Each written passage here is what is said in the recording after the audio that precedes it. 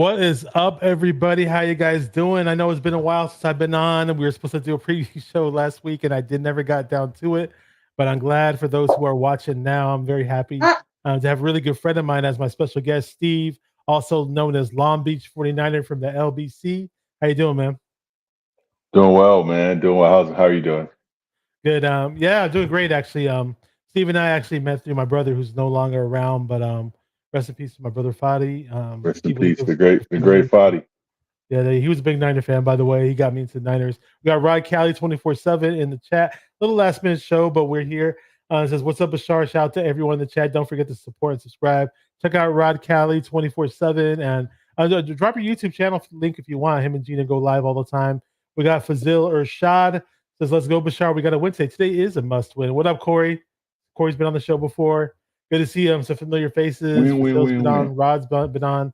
Oh yeah, we definitely got to win. Coming off that. Before we get into the game, really quick, I just wanted to ask you a question because you're a former LBC guy, and now you're living over in the Dallas Fort Worth area. And how are things treating you over there? It's good. Minus the weather. The weather it's cooling down now, but it gets really hot here. I know California has been going through this hot spell, but I mean, when I lived there for 37 years, it does not get hot like Texas. Texas heat is crazy. I mean, it's like it's almost unbearable. Like you walk outside, you try to like take two steps, and it's dry in Dallas, but you're already sweating because it's so hot here. So outside of that, people are nice. A lot of hospitality. A lot of people from California, believe it or not. So it's like I didn't leave home. A good amount of Niner fans, even though you're in Dallas territory, and Chiefs too. There's a lot of Chiefs fans here. Did the Chiefs fans like sprout up like after the Super Bowl wins? Is that what I'm sensing? Chiefs fans are kind of humble, man. But you know what's funny? The Chiefs are from Dallas originally, so people talk about that. Like the That's true. I Dallas, never knew that. that was the original team was the Chiefs, and then they moved to Kansas City, and then Wow, Dallas I had came. no idea. Yeah, so people talk about that, but yeah, it's been good, man. Me and my family we're enjoying it. We miss California, but we don't at the same time. But So you do run into Niner fans out there, right? tons of them. They actually have a Niner club, by the way, here in Frisco.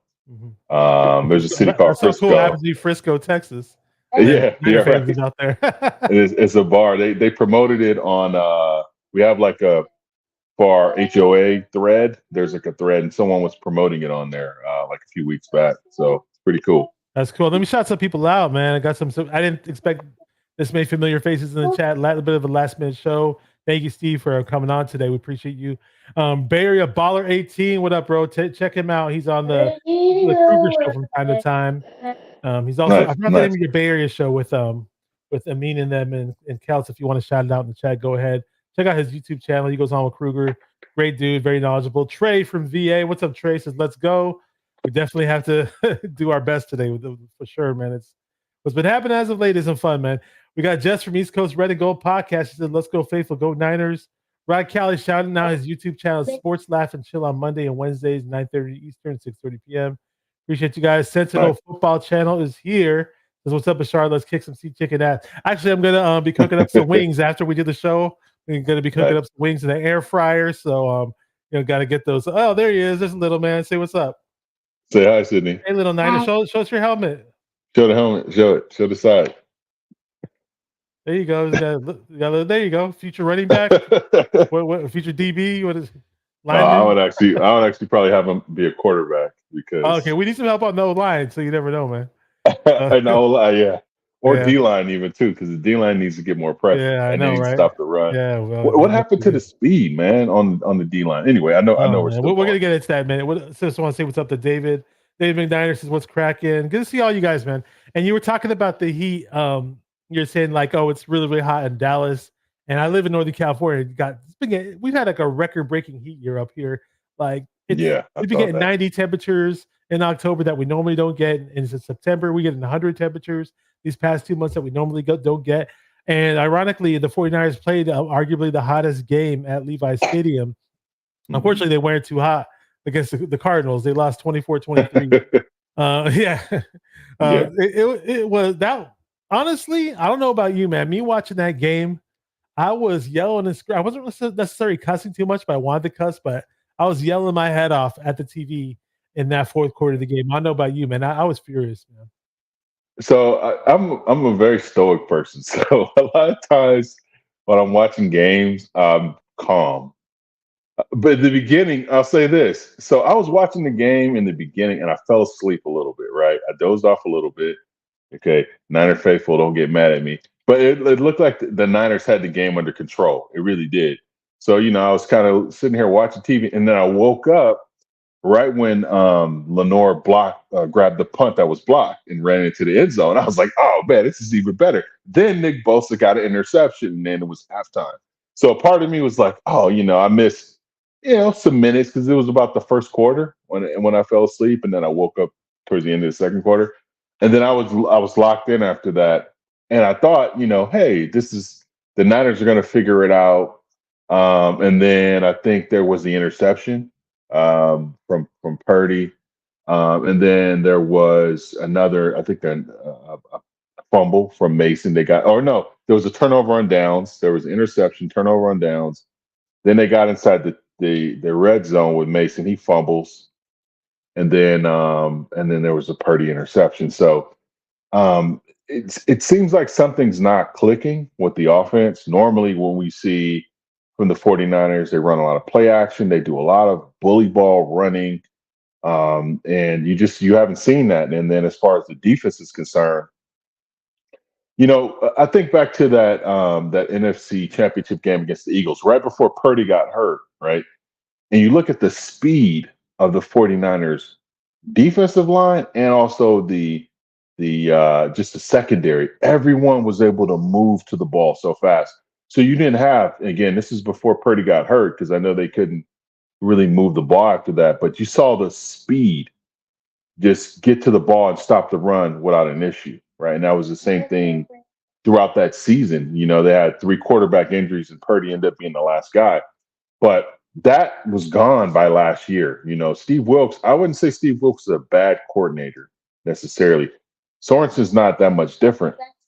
But something's lost with the speed on the 49ers defensive line and then with the linebacker core. It just seems like they're not able to stop the run anymore on a consistent, basis as they were, in previous years. So tonight I think it's going to be a very competitive game. I have a really good friend of mine who's a Seattle fan, so we always go back and forth. I'm looking forward to it. I do think that the 49ers can pull this one away. I guess we'll discuss exactly what they need to do to pull it away, but you can't have the stale. I mean, when you get the momentum they had going into that second half, you got to carry that throughout the rest of the game, and they didn't do that. Yeah, I mean, it's been very disheartening. There he is again. We like this whole season, we get so close to scoring, and I'm thinking, I'll tell my friends like, oh, it's going to be a touchdown right now. Or I'll tell my relatives watching who don't really understand football that much, oh, watch, it's going to be a touchdown. And I feel like I should never say that anymore watching these games because lo and behold, here comes Jake Moody to kick another field goal, and lo and behold, like he freaking gets hurt in this past game. And we couldn't even celebrate. We never block field goals. We never get touchdowns on special teams. Lo and behold, we do that. And then the play after, boom. Jake Moody looks like he never strapped on a helmet and pads ever before. He had the worst tackling form I've ever seen in my life. Too bad it wasn't Wishnowsky trying to make the tackle out of the two guys because Wishnowsky's got some athleticism. He knows how to hit a bit. And Moody took such a terrible angle. And then when it happened, the injury happened, I was like, oh, wait. Oh, great. That's all we need. Watch this game come down to losing by watch us lose by 3 points or something where a field goal would actually matter, even though I hate kicking field goals. And then lo and behold, we lose by 1 point. So that made all the difference in the world. It sucks. Really, really does suck. I wish they had prepped Wishnowsky to be more of a field goal kicker as well, to do double duties. What does he want to say? He's giving you some candy? What's he doing? He's giving me some play. He likes to make a lot of stuff out of clay. So he's wanting me to make stuff. We need to make a Super Bowl trophy out of that clay is what we need to do, man. No, seriously. Like you were talking about the speed, right? Like on defense. Like we missed Greenlaw really, really bad. Man, Greenlaw was like my favorite linebacker on the squad. As much as I love Fred Warner, we missed Greenlaw big time. The way he got hurt in the Super Bowl was just freaking crazy. It just sucked. It really, really sucks not to have him. And then we got this. I mean, the opposite of speed is Devondre Campbell is what we have. You know, he did Oh nothing man. on Oh that one quarterback option play, the read option play with Kyler Murray. He did nothing to disrupt that at all. Not saying yeah. that he was supposed to make the tackle for a loss or anything like that, but at least do something to cause some disruption. And then, Yeah. when Murray turned the corner, he was Mr. Slowpoke. And to his defense, he wasn't the only slow dude running out there. D. Winters looked who I thought was supposed to be a speedy linebacker. He looked pretty slow trying to catch up to Kyler Murray. Same with Talanoa Hufanga, who's not even going to play today. Yeah. Yeah, the one thing about defenses is all about angles, and that's the thing is that it doesn't matter even your speed. Campbell, may have lost a step, but if he had at least slowed down Kyler Murray is like a little shifty. He's a short guy, so he's a little bit more shifty and he has quick feet, but he's in the NFL, and in the NFL, bigger guys can still catch you if it's if the angles are done properly. And what I see from the 49ers is like even with Nick Bosa, when you look at not to bring it up, when you look at the Super Bowl, his angles were absolutely terrible, right? He had the worst, like on the 4th and 1 when Patrick Mahomes ran. For some reason, Nick Bosa bit on the fake. And the thing is, you could bite on the fake and recover if you have the right angle, right? But Nick Bosa completely bit on that fake run on that Super Bowl, and the 4th and 1 was converted into a first down. So what I see is that guys are not communicating properly. More than likely, guys are not getting after the ball, and guys are not attacking. The wide nine can work. There are teams who still run the wide nine. I know people are saying, "Oh, it's old and whatever." But it still works if you attack the angles and you're aggressive. I mean, it works for Trey Greenlaw. Him and Fred Warner are probably two of the best in the game. And then when Aziz Al-Shaair was here too, those three were incredible as linemen. I think that the communication's not there, and the aggressiveness is not there. You just knew when the 49ers, like I said, some years ago, you knew that even 2021, 2022, you knew that defense was coming. And it didn't matter if, we had Walter Payton running in the backfield. They were going to stop the run. And you knew that the ball wasn't going to move very much down the field. So I don't know what's happened to that. I do think that, obviously losing some guys is part of it, but I don't know if it's, a Super Bowl hangover, whatever may be the case. But I would hope that guys would start getting it together. And then on offense, I didn't even get a chance to talk about offense. Oh, thanks, buddy. I didn't get a chance to talk Oh, go about the ahead. Yeah, go offense. ahead. I know where you're going with this, by the way. The receivers haven't been 100% good. Devo has been horrible. I'll talk about Devo here in a second. Brandon Ayuk wasn't in shape, for a little bit. Okay, thanks, buddy. Brandon Ayuk wasn't in shape for a while. Now he looked good last week. Or not Debo. Kittle came in looking good. Juwan Jennings came in looking solid. The offensive line looks a whole lot better, minus McKivitz and Brendo. But still, it's not really about them per se. If you can get the ball out fast enough, I say Debo. I think a lot of teams saw the Super Bowl and they know how to play Debo now. Debo did a terrible job in that Super Bowl. As talented as a player as he is, he okay. When you're running like when Debo's a decoy, we see this all the time. If you ever watch film, he never runs his decoy route properly, so it messes up the offense completely. You'll watch like I forget who did a breakdown from this past game. Debo's supposed to run out when Purdy throws that pick to Kittle. It was a pass to Kittle, but it got picked off. Debo's supposed to run out to the far right side of the field and just stand there basically. But he's supposed to bring his man with him. He's lazy. He does this all the time. He doesn't block. He doesn't make an effort to really run his routes properly. You see Brandon Ayuk, even when he was out of shape after he signed that contract, he was still running his routes properly. He just wasn't getting good separation. You see Juwan Jennings. Juwan Jennings is not a fast runner, but he gets pretty good separation. when he runs his routes. Kittle gets decent separation even as a tight end. It seems like I don't know if you ever had a guy in like high school who was just so athletic that just give me the ball. I just give me the ball. It seems like Debo's that type of guy, Mm-hmm. but you can't be that way in professional football or professional sports because it eventually catches up with you. When you saw how bad Debo played in the Super Bowl, teams are using that to their advantage. And notice that a lot of teams are playing man to man because Brandon Ayuk is great against man to man. Debo is not. For some reason, Kyle Shanahan always makes the offense run through Debo, even when Christian McCaffrey was healthy. The Super Bowl, he could have run the offense through Christian McCaffrey. He ran it through Debo like he did most of the games last year, and it worked against him.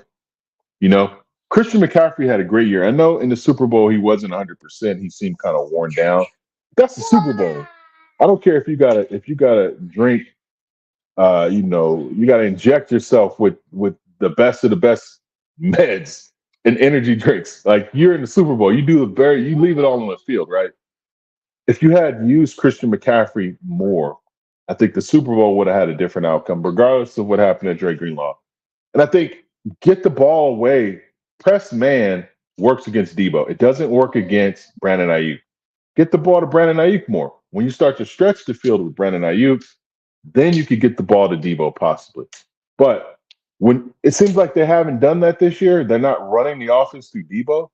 But in my opinion, that was never a good idea. I think in 2021 it was great when Debo was, when we had that really incredible year when he had over 2,000 all-purpose yards with running a lot and receptions.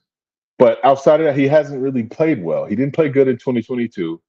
He played okay in 2023. I mean, I thought Brandon Ayuk had a better year, but to build the offense around him, to me, it's just not a good idea. You have a really good amount of talent that can stretch the field, and then you can work Debo into that. I think that's the route they need to go. But we saw, with Brandon Ayuk, even against the man-to-man last week, Brandon Ayuk did really well. That's the way you have to play, even in this coming game. Use Ayuk, use Kittle. And then when there's an opportunity for a screenplay, go to Debo. Also use Juwan Jennings. I forgot about him. But use every mechanism you can to stretch the field and then get everyone involved. Putting the offense around Debo is just not a good idea anymore. Yeah, and you know what? I hate it when they run those little stupid. I hate it when they run those dumb run plays with him and as a running back, or they throw those screen passes to Debo that never works. It's like so unimpressive. It really, really is. I mean, get the guy in. Find a way to get the guy in space. If you're gonna run him, at least run him in space. Let me shout some people out before. I know. I think this is Dan Castillo using his wife's name. But what's up, bro? He says, "What's up, Bash? Good to see you, bro." Scarface 85. What's up, bro? Fathead. Good to see you, man. Roberto Davis, long time no see, bro. Good to see you on here. We got who else is up here? Chrissy, long time no see. Says Debo needs to step up whether he gets the ball or not. I totally believe that. I agree. They kept saying in camp like he was in such great shape and he looked so much better than he did last year in camp, but we're not seeing it on the field for whatever weird, strange reason. The 49ers are ranking really low in the league in terms of separation per yards. I forgot what the exact number of the stat was. Let me. It's because the defenses are playing man to man. That's it. Yeah, we're suffering in man cover whenever we play against man coverage, for whatever weird, strange reason. It sucks. Let me just see who's up. I saw a newbie up in the chat. I want to say what's up to them. I lost you for a second, Steve. I don't know where you're at, but we got Dan, the man, Corman, or whatever. So what's up, guys? Just got some new Niners gear, including a new Brock Purdy jersey. Oh, you got a Purdy jersey. He says we're gonna win tonight. Screw the Hawks. Prior to last week's game, Purdy's been looking really, really nice. And, in our losses, I wouldn't put the blame on Purdy for our past losses, but I'd like to see Purdy do some game-winning type things as well. My boy Steve's got some. Steve, you there, bro? I don't know if you hear me, but I see your little logo coming in and out. But let's just we'll be able to get you back in a minute, I'm assuming.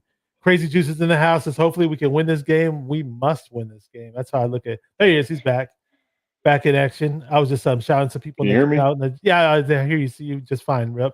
We got A newbie in the chat, new person, Sports Hive Podcast. And what's up, everyone? Bang, bang. Never seen your podcast. I'm assuming you're a Niner fan. We said bang, bang. Should be. It was funny. I was walking around. Every time I'm out and about, I'm always wearing a Niner hat of some sort. I was walking in the local Safeway the other day, and some lady looked at me for a second. I know people always. I know he stepped away. We'll wait for Steve to come back. I'll tell the joke later. Let's see what he says. Okay. Sports Hive Podcast said I used to be Dub Club 30, bro. Okay, cool. What else? Sentinel says, in my opinion, Brock's biggest problem right now is he's always swinging for the home run instead of trying to get the base hit. Just check it down. I want to see check down Brock a little bit more than we normally do. You can make the argument that we do miss CMC in that regard. Maybe run some check down type pass plays to Debo. Jordan Mason, I mean, I'm not saying he's the receiver that CMC was, but or is. But Jordan Mason did buy a jugs machine this past offseason, and he worked tremendously on his hands. So I'm still okay with them trying to throw it Jordan Mason out of the backfield. And Steve is back. You're okay, man? Yeah, someone tried to call. Is your little son trying to sabotage your feed, man? What's going on? Yeah. But Sentinel mentioned Purdy, that he needs to get back to being Purdy and implement the checkdowns more. Brian Baldinger and Emmanuel Acho actually did show some film that in regards to the guys not getting separation, therefore Brock is holding onto the ball a bit longer. So maybe there are some shorter routes. I didn't sit there and analyze the film as good as those two guys did, but there's possibly some shorter routes or his first reads or his second reads that are covered up in that which he's not used to. And let's be real, Brock, as great as he's done for this team, all the great things he's done for this team, the early success, he's still a young quarterback, and there are times where he's going to struggle and go through things as a young quarterback in this league. Yeah, I think the one thing I think Brian Baldinger pointed out was lack of play action. That's what gets his momentum going as a quarterback. And I think it seems like what Kyle is doing is unconventional to Purdy. He's trying to make him like Jimmy G. Like, have you noticed that? Where he's just saying, please, okay, God, no, please, no. He's just like, okay, just stand in the shotgun or pistol and then let them hike the ball and you throw it. When it just doesn't work. You have the power in your run game. Utilize your run, break that down to your play action game and go from there. They haven't been doing that. And part of me wonders why. Even if you play Madden and you play with the 49ers, play action game works. Like it works. It's like their bread and butter because Kyle Shanahan has mastered it. But I think there's a few things I'll say about Kyle Shanahan and his coaching. Seems like at times he gets, we're 49er fans. We've been 49er fans for a long time. George Seifert and Bill Walsh never flustered at all. Like they were really, really good coaches, right? Bill Walsh being more of an offensive guy, Seifert being the defensive guy. But they were never flustered. It seems like Kyle Shanahan liked the Super Bowl. Not to bring it up again, but things start going bad, and he tries to become more conservative because he starts to get more controlling. When you look at the Detroit game prior to the Super Bowl, Purdy was unconventional, and it worked. But sometimes that's what you have to do to win a game. You have to let players play. You have to let them do things that are off script. Seems like Kyle Shanahan, when things get tough, he just kind of like folds in a way. And I hate to say that, but it sucks. He doesn't have a 2-minute drill. He tries to get the games that either if they're close, okay, they manage. But it seems like he tries to get the games propped up on score. But you're not going to do that to everybody. And right, 18 blown lead. I mean, that's not good at all. You got to have a 2-minute drill. Use the run. I don't care if people stack the box. Use the run. Use play action, short passes. Bill Walsh. You look at any of the drives he did. Joe Montana wasn't the most talented quarterback, but Bill Walsh saw Joe Montana's strengths, and he used Joe Montana's strengths to the betterment of the 49ers. So Steve Young, people hate when I say this, Steve Young was actually a better talented quarterback. Joe Montana made it look better because of how he executed Bill Walsh's He was system. more disciplined in the system, so to speak. And he was more disciplined. And what Bill Walsh looked at was how Joe Montana and I think it was the chicken soup game. He brought them back to win the game. Oh, you can call the chicken soup game? Yeah, was it the chicken soup game or the? What was the chicken soup game? I don't recall that. It was when he was at Notre Dame and he got sick, and he had to go in the locker room. He had to drink some chicken soup. And he brought Notre Dame back to win that bowl game. Was Rudy on the roster that season?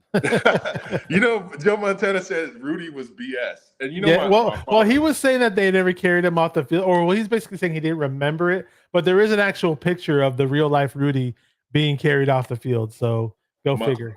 And maybe Montana wasn't in the view of seeing it, So it is what it is, Funny thing is, my father-in-law and my buddy, who's a Seattle fan, they both went to Notre Dame and they played football at Notre Dame. Oh wow, so cool! And they say that the Rudy story is bogus. Well, whatever they did, whatever creative mind was behind that movie, did an amazing job because that's an awesome, fun movie, awesome story to watch. And unfortunately, most of what we watch in terms of the movie world and Hollywood is fiction anyway, so it is what it is. Yeah. Sentinel's football channel said we went a little off topic, but it's all good. He said Montana had hypothermia and 101 fever, and I don't know if it was the equipment manager, but somebody was going back and forth, getting him the chicken soup on the sidelines. That's hilarious. Yeah, and that's why Bill Walsh drafted him because of how he performed in that game. No one wanted Joe Montana, but Bill Walsh saw that game and drafted him in the sixth. I think it was the 6th round. Or something like that, or 4th round, or whatever. Yeah, he was definitely in the lower rounds. Yeah, Yeah. But like we hit big with Joe Montana. Steve Young was a bust in the NFL before we had him. He was playing on Tampa Bay Buccaneers. Nobody cared about him. Bill Walsh saw something in him. Obviously, his athleticism was top notch, but Bill Walsh was like, "Hey, let me trade for this guy," and boom, he made something out of him. And now we got Purdy in the last pick of the draft, and look what he's doing so far. So hopefully, Purdy becomes that next great Hall of Fame Niner quarterback, and somebody can replay me saying this or you saying this or whatever, and they'll be like, "Oh wow, people said this from way back." But yeah, I love Purdy. I love what he's doing, but hopefully he graduates to the next level. He really does. I know his contract's coming up. There's times this year where he looks like a top 5 quarterback. Richard Sherman himself said it during the film reviews. That's how good he looks. And there have been some unfortunate bounces and tip passes and a lot of bouncing balls have not bounced our way, unfortunately, in these past games. And last week's game was a great example of that. But we have to try to find a way to overcome that. I mean, this is a must-win game. I mean, let me go over the injury reports really, really quick. I just got some news about who's playing and who's not playing. So for you Charvarius Ward fans out there, Mooney Ward fans, they tried to work him out before the game, try to see if they could get him prepped for the game. His knee's still bothering him, and they're going to sit this one out with Renardo Green. With Charvarius Ward. Expect Renardo Green to possibly take over in this game. I like Renardo Green's potential. I don't know if he's going to be good enough to be good right away when we need him to be good right away, but the rookie from Florida State, he's got some potential, 2nd-round pick. But as far as the corners in general, I mean, Lenore is our best corner this year so far. Put Lenore on Metcalf. I mean, and Ward has done great historically against Metcalf, but hopefully Lenore can follow his lead. But who else is out? Josh Dobbs, Braden Willis, Jordan Elliott, knee. Demetrius Flanagan, Foles, calf, Jake Moody, ankle, and Ben Barch. So those are our inactive players. And I believe Seattle has some as well. I think Tariq Woolen is going to be out there, cornerback, like a 6'3", 210-pound corner that runs like a 4.3 40, who we've had pretty good success against, though. Been pretty successful against him. Uchenna Nwosu, if I'm saying his name right, is headed to IR. The Seahawks also ruled out defensive tackle Byron Murphy II. I mentioned Tariq Woolen. And yeah, so those guys are going to be out. And outside linebacker Boye Mafe, Derek Hall, and Julian Love are questionable for Seattle. So rounds out who's going to play, who's not. You know what? To make Brock's life easier, and it's very simple. Somebody who's watched football maybe for like one season could tell you this. Jordan Mason was balling this last game. 14 carries, 89 yards, 6.4 carry. A lot of us sound like a broken record saying this, but he should have definitely got the ball more. 14 touches, and if you're playing that well, in my opinion, it's unacceptable. Now it was nice to see Garendo get 5 touches, but my opinion, Mason should definitely gotten the rock more. And Yeah. the Seahawks have proven that they're not good stopping the run. I mean, to the New York Giants, when they lost 29-20 to the New York Giants, they basically lost 2 games in a row. Tyrone Tracy Jr. piled up 18 carries and 129 yards against them. So yeah, definitely get that run game going, man. The best way to stretch the field right now while Christian McCaffrey's out is to use the run. I mean, I think use the run with Mason, let Purdy run, and also, utilize Debo when you can here and there. I know Debo's not, they pretty much figured Debo out, and it's his fault. Like, yeah, he is in great shape. I say he's in the best shape he's been since 2021. But you can't let people see you being lazy on blocks. You can't let people see you being lazy on decoy runs. I mean, you can't do that, man. And you have to run your routes properly as best as you can. Otherwise, just make him a running back if it's going to be, that bad. But I think Purdy, on the topic of Purdy, I think Purdy came into this year. He obviously takes his training very seriously. And I think he came into this year going, I'm going to prove to people that I can throw the deep ball. We can see that, right? He's making a lot more long ball passes. And I think it's not that he can't throw short term. He can't throw the short balls, the check down passes. The thing is that he's he's in a contract year like Ayuk was last year. He's trying to prove himself to be better than he was last year. But it's like I hate to say this, Kyle's in the way though. It's like Kyle's not letting the man play the way he needs to play. I think he's going to have to carry the team to a certain extent, and he's tried to. But I think it's just going to have to go a little bit further than that. He may have to be a jerk to some of the guys on the team, but he's going to have to throw. Obviously check downs, the long passes, the open passes when they're there, and he's going to have to run. He's going to have to utilize his legs more. I know, he's been injured and he's had some nicks and bruises here and there, but he's a great runner and he's very quick and he's very shifty. So I think you combine that with Jordan Mason, you stretch the field, teams are not going to really know what to do. Then you have the ability to pass, you have the ability to use Debo, you have the ability to you have all these different things that work in your favor if you do it that way. If you don't, what you end up having is the stale conservative games that you've seen from Kyle, where it seems like he's dictating things. Like Kyle said, no, don't do this, Brock.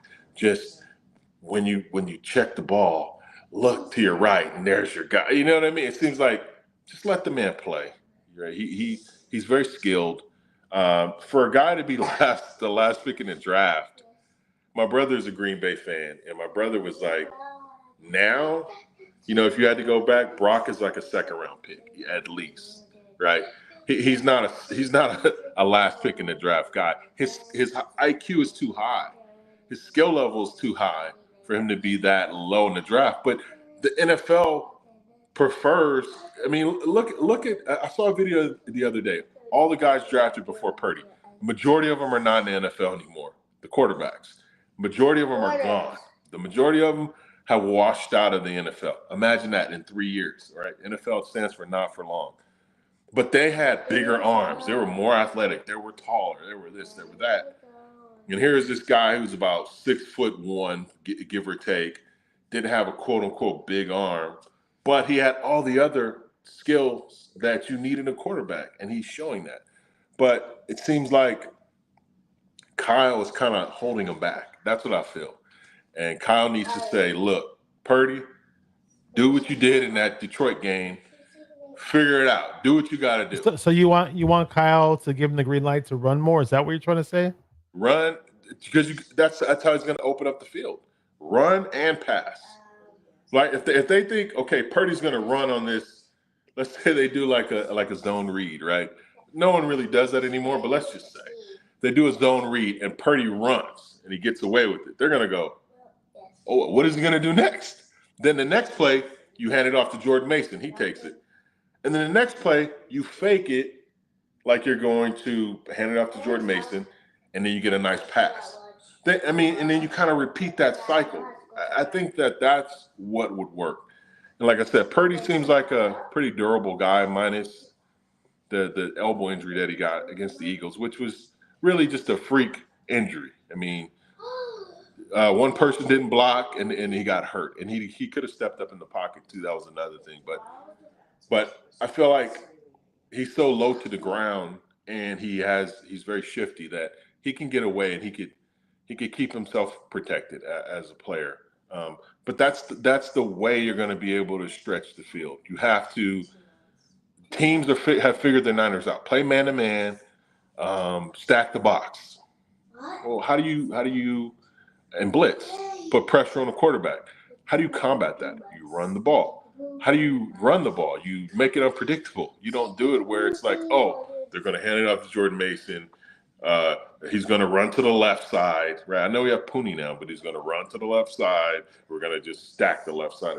No, you have to make it unpredictable so that teams can go, oh, okay, this is what we have to make adjustments now. And then sometimes, the adjustments don't come fast enough. You mentioned Pooney. I'll say this though: the last game. I mean, usually I'm ripping Colton McKivitz. When Purdy was having his issues with guys coming after him, it was primarily because he was taking too long. It wasn't because usually McKivitz will let his man right through, and we're going after the low hanging fruit, and it's obvious that McKivitz was the problem on that play. But he not that he was facing a stellar defensive line or stellar pass rusher or anything like that, but he wants to steal the show. I see what he's doing, man. Yeah, but hopefully the O-line continues the trend. I mean, like the very first game of the season, man, O-line was tremendous in the run blocking, and we were running the ball to the right, to the left, to the middle. And I want to see that. We could definitely, the Seahawks do not stop the run well. Again, we mentioned it earlier. Let's establish the run game and keep pounding it. Fahad in the chat, Scarface said something about what did he say? He had it right up here. So the 49ers have been dominant when they are balanced. Runs, and play action. Run the ball, guess what? You have a play action passing game now. You're barely running the ball. Nobody's gonna. How many times did we run empty sets in this last game too? Oh man! Have the threat of the running back there, and a real running back. Maybe Debo in certain situations on third downs or whatever, where you want to throw to him out of the backfield. I'm okay with that, but yeah, dude. I mean, all those empty sets and the play calling when we get close to the red zone. I mean, the play calling definitely needs to be better. Even though Brock told the media that it wasn't the play calling, was more of him. But at the end of the day, Brock does need to go back to making his quick reads too and his quick throws. Yeah, one thing that Christian McCaffrey does is stretch the field. Christian McCaffrey is I mean, really, you could make Christian McCaffrey into a slot receiver. You could put Jordan Mason as the halfback, right? And you could just keep Christian McCaffrey as your speed guy.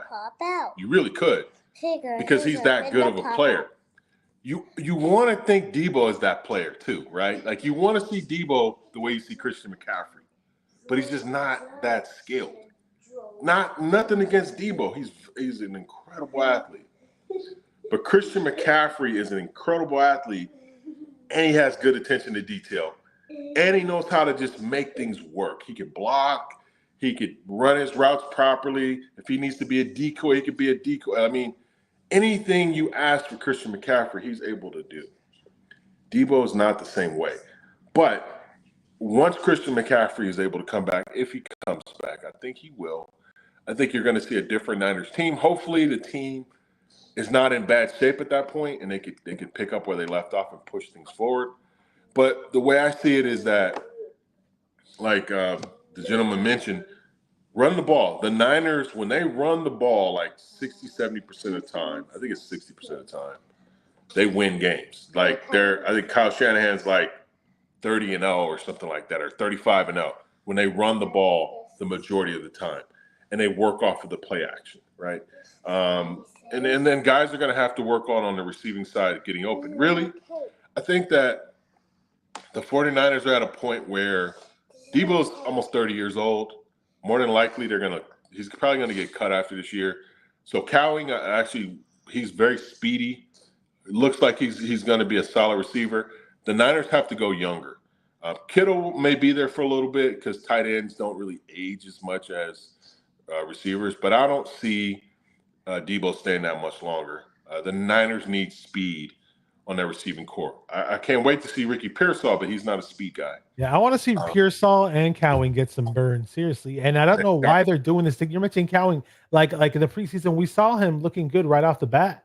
Yeah. And then boom, like people, why aren't we giving him any run? And we're not. Let me see what's up to some people who showed up late. It's always good, better late than never. We got Red Jet Shell says, do this tonight, Niners. Says, like and subscribe. Appreciate you, Red Jet, for always showing up. We got Fired Up 49ers. My boy Kenny in the Pacific Northwest says, bring back Saleh, Robert Saleh. Bring him back. Yeah, they're making some controversy out of his hiring. So that's inspiring, actually. Very, very interesting. I'd love to have him back. I'm assuming he could bring a spark to his defense. A lot of people don't like our surfer boy, or shout out to Rod. Raj calls him the surfer boy. Looks like he was in the movie North Shore. Nick Sorensen. Yeah. I mean, like, when did you remember how Saleh used to get pumped up with all the players and stuff? Like, and D'Amico Ryans too. Like, where do you see? You don't see that energy with Sorensen, and we really, really do need to see that energy. And I was mentioning Bosa too, like on a different podcast. Like, as great as Bosa does, and he'll make his big plays from time to time. Like, you never see him like try to fire up his own teammates or anything like that, because I feel like that energy will feed onto other players. Yeah, I think so too. Bosa is just a very stoic guy. He seems like he just wants to play football and go home and eat a steak. You know, he doesn't want to do anything else outside of that. But he's a team captain. He should be able to at least do something. I mean, even Trent Williams pumps up the O-line guys. Kittle gets the tight ends pumped up. Debo and Ayuk get the receivers pumped up. It would be cool to see both to kind of take more of a warrior mentality, you know, and because I think it would make guys more motivated.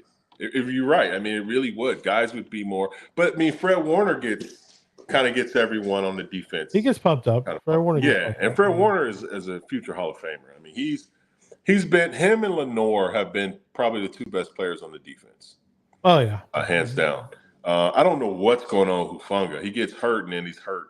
That sucks, dude. It really like he's back really at USC again. I know, and now it's really irritating. This is a contract year for him too. So they may not bring him back, or if they do, they're not going to offer him a lot of money. Yep. I'm not sure if Jair Brown is playing either. I didn't see him listed as inactive, actually, so he probably is. Actually, he is playing. Malik Mustafa didn't look too bad last week, the rookie safety. He dropped that interception. Was that last week when he dropped the interception? I'm forgetting. But as far as the cornerbacks in uniform tonight, obviously Diamador Lenore, the hyena. Isaac Yadam, who he did block the punt. A lot of people said it was Jordan Elliott who blocked the punt. Go back and watch it. It's Isaac Yadam who blocked it. Lenore picked it up. Bernardo Green, I mentioned him earlier, the rookie second-round draft pick from Florida State. Hopefully, I'm assuming he may get the start. I'm not sure, but hopefully he shows and proves tonight and has a breakout game for a rookie. Rocky Yassin, former Carolina Panther, Darrell Luter Jr. So those are our cornerbacks tonight. Yeah, it's going to be very interesting. I wanted to mention earlier that hopefully we get a heavy dose of George Kittle tonight. The Seahawks give up an over 100 quarterback rating, passing rating, 2 tight ends, and Kittle should have success against his defense. Yeah, you know, it's funny that every time we say as fans and as spectators, this is what we see in Kyle, right? Or this is what we see that Kyle should do. It's like he never does it. It's like the Super Bowl, right? The last 2 Super Bowls against Kansas City, the 49ers really could have blown the game wide open in both those Super Bowls. The Chiefs' defense was better in this Super Bowl than the 2019 Super Bowl. All you had to do is run the ball. That's all you had to do. Just run the ball. You run the ball, and the Niners have 7 Super Bowl rings right now. I mean, very easily. But Kyle gets pass happy. That's what's happened in this last game. That's what happened in the Super Bowl. Remember, they get the interception in the Super Bowl. I know I keep bringing it up. Jair Brown gets the interception, and they do a 3-and-out pass, right? Pass game. No run at all. You have Christian McCaffrey, the offensive player of the year. I don't care. Run this man to the ground in the Super Bowl. Like, that's the time when you do it, right? If he pops his Achilles too, it's in the Super Bowl. Oh, well, it's in the Super Bowl, right? I'm not being mean when I say that, but I'm like, at least it's in the Super Bowl. It's like he got conservative. McCaffrey fumbled because obviously he had been used really, really overly used in the regular season, but he wanted that. But Super Bowl of all places, instead of you utilizing your best player on your team, your most dynamic player, you get conservative. And Purdy didn't play bad. Purdy in the Super Bowl, when you actually go back and watch, he actually played pretty good. But he wasn't able to step out. Again, he wasn't able to be like he was in that Detroit game.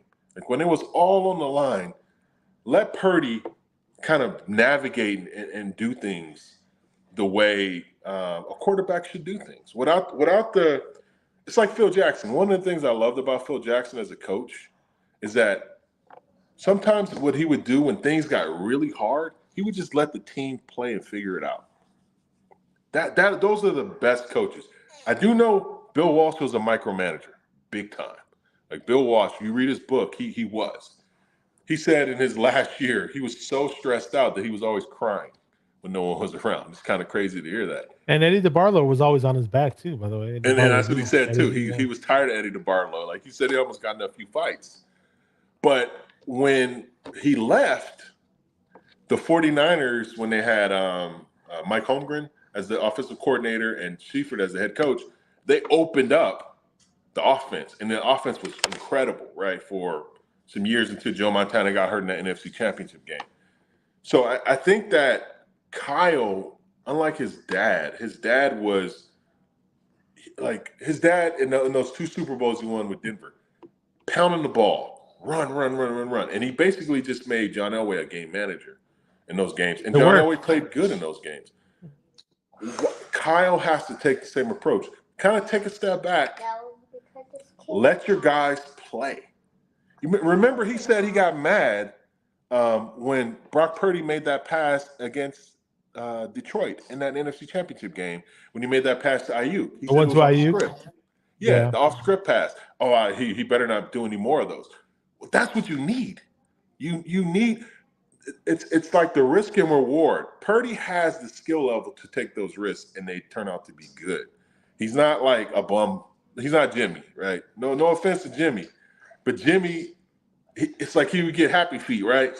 And then he'd throw a pass, and it's like he was scared to throw the pass. Purdy has, like, supreme confidence, right, where he throws a pass, and it's like, even when we may get a little nervous and squeamish, it's like, oh, it ends up getting there anyway.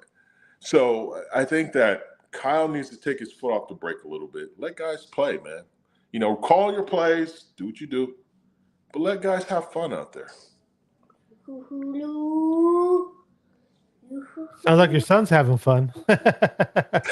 I was reading up the weather reports in Seattle. I was just curious to see how. Let's check that out. Lumen Field, Seattle, Lumen Field weather. I'm just curious. So 59 degrees. It hasn't changed in the past 2 hours. So it's a little tiny chilly, but it's not going to rain or anything like that. So I don't think that should be a major factor. We got to find a way to stop Kenneth Walker. He only carried the ball 7 times last week, but he did average 8.1 a carry. Again, the Giants did beat the Seattle Seahawks, and the Seahawks are going to come out firing on all cylinders. They're not going to want to win, lose 3 in a row. They already lost 2 in a row. I mean, Geno Smith last week passed for 284 yards, had 1 touchdown, 28 for 40. A lot of people rag on Geno Smith like he's this terrible, shitty, crappy quarterback. Excuse my French, but I don't think he's that bad. And I have seen him put up some decent numbers in wins. And, he's definitely a better than average quarterback, in my opinion. Yeah, I mean, look at Sam Darnold, right? Sam Darnold, everyone wrote the guy off. And this is why I haven't written off Trey Lance. All he needed was a good coaching staff around him. He got that with the 49ers last year, and now he has it with Minnesota. I think Geno Smith had a quarterback coach in Pete Carroll. He believed in him, and he's looked good. I mean, he looked like a few years ago the most improved player in the NFL.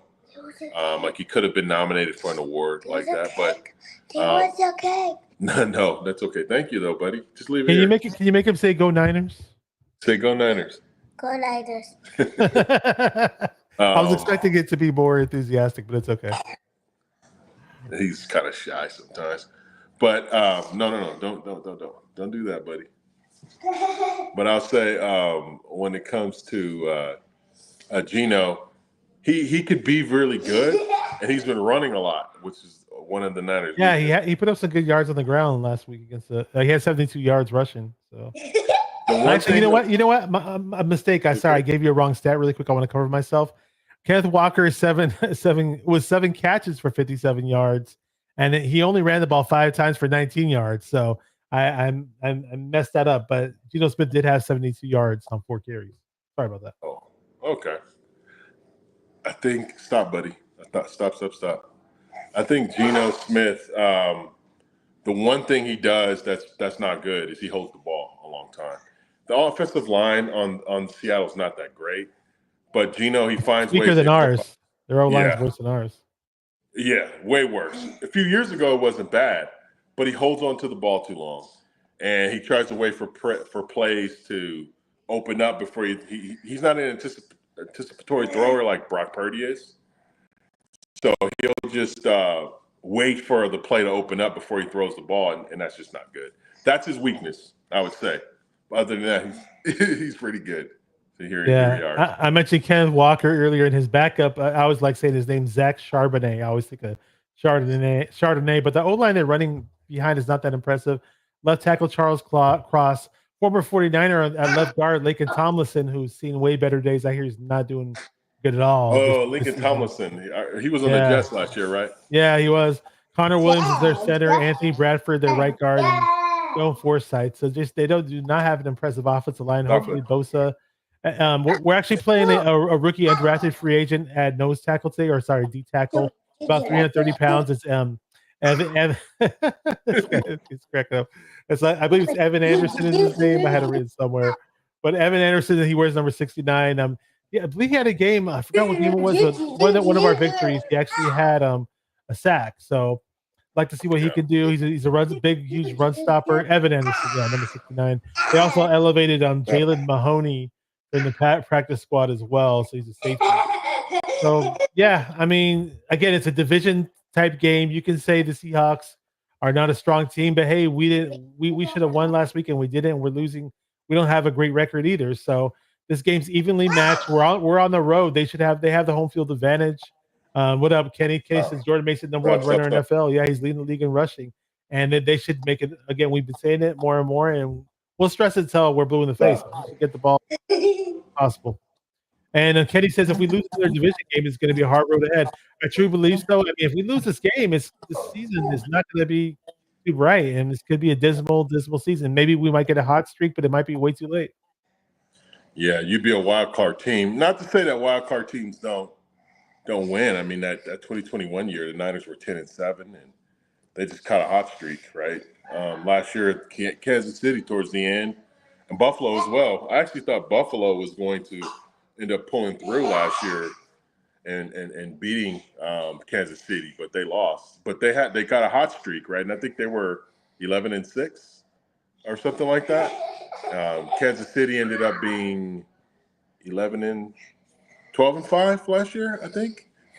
But they were not that good throughout the year. I mean, it was one of their worst years offensively, but their defense was what kind of held them, and also their referees. Their sixth man is their referee. So, people are mentioning them, making all those and Taylor Swift in the crowd. Yeah, I hate thinking about that team. Really do. Hey, I just want to shout out everybody who's in the chat. I see a lot of familiar faces. Pretty sure I shouted everybody out. If I missed somebody, just let me know what's up. But I appreciate seeing you guys. I know I did not do a preview show last week, but hey, I'm here on now. If I go live this week, I'll let you guys know. I'll put out my Facebook community tab or on my YouTube community tab, and I'll announce it on my Facebook too. See how I feel after the game. If I have the energy to put out. But I'll probably be tomorrow for a post game, to be honest with you guys. I got to do my nightly workout tonight probably, so I'm going to probably cut out the post-game show tonight. Unless something crazy happens, then I'll do a short little post-game show for the fun of it. But yeah, appreciate everybody coming on the chat. John Go ahead. Feliciano was out too. I forgot to say that. Yeah. John Feliciano has been out. It would be nice to have him back. Do you think he could step in and that they could plug him in on the starting lineup and take over for somebody else? Or I think so. He could play center. He's probably really good. A lot of people are assuming he might be able to play center because he's played center in the past. He's a utility guy, kind of like Brunskill. Yeah, he is. I definitely think he would help. Even though he dropped the ball about the Super Bowl play that kind of lost him the game. But anyway, So whoever's still in the chat, just go ahead and drop your score predictions if you want. We'll pop them up, and we're gonna go through some predictions right now before we wrap it up. I gotta go cook my chicken wings before the game. oh, Chauncey And Billups. what about Chauncey Billups? But I got a score prediction for you guys. I'm gonna say 20. I'm gonna say 28-19 is my score prediction. Hopefully it's better than that, but I'm gonna just stick with that for now. Do you have a score prediction? Obviously, I got the Niners. Oh, is it Kittle's birthday today? Oh, it is? I didn't know that. Oh, it was yesterday. Okay, Oh, yesterday. Okay. so they're gonna try to get him the ball. But what's your score prediction for tonight? Tonight it's probably gonna be a close game. I'm assuming. I got the 49ers at 32, Seattle at 21. Okay. So, and we got Kenny in the chat. Fired up 49ers says 34-10 49ers. So, and he says Oregon's 49er country. Okay, yeah, you told me that before in the past. So that's really cool. I've never been up there to hang out though. We're gonna wrap things up right now. We'll get to this game. Hopefully, the Niners do come out on top. We have to come out on top. We have no choice. Thank you guys for coming in the chat. Any final words before we wrap this up? I just want to say to everyone out there, remember, we're faithful for a reason, right? We're the only team in the Bay, football-wise now. So I want to say stay faithful to the Bay and go Niners. Yes, sir. Thank you guys for watching 49er Minded, where we get into the minds of 49er fans. Keep repping those 49ers and stay 49er Minded. Peace. Let's go. Let's beat Seattle. Beat them Sea Chickens.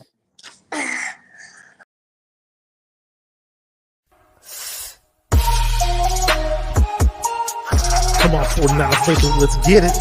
Because it's 49er mind. We gotta do this one time for the Empire. It's 49er mind.